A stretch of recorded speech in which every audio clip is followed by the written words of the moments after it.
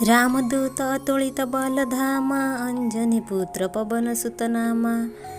हे रामदूत आपण बहुत बल पराक्रमर एक मूर्तिमंत प्रतीक।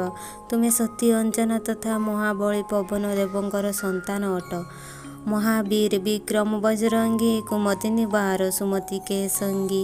आपण महावीर विक्रमशाली तथा वज्र समान अंग धारण करता।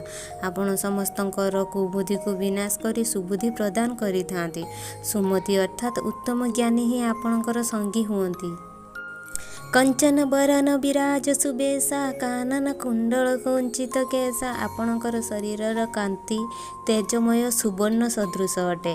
सुंदर कुंडल और कुंचित केशराशि आपणकर मुखर शोभा को द्विगुणित करुअछि।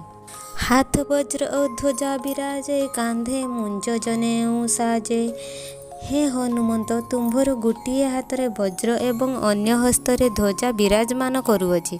कांधरे कृश निर्मित उपनीत शोभा पाउअछि। शंकर सुवन केसरी नंदन तेज प्रताप महाजगवंदन।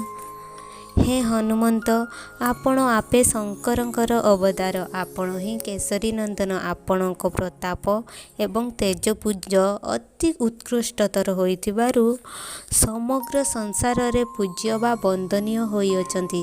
केसरी नंदनर तात्पर्य बहु उपपुराण प्रमाण दियंती। कपिराज केसरींकर अर्धांगिनी थिले अंजना। तेणु तांको केसरी नंदन तांकर तेजरु जन्म हेतुरु शंकर सुवन कुहाଯାଏ।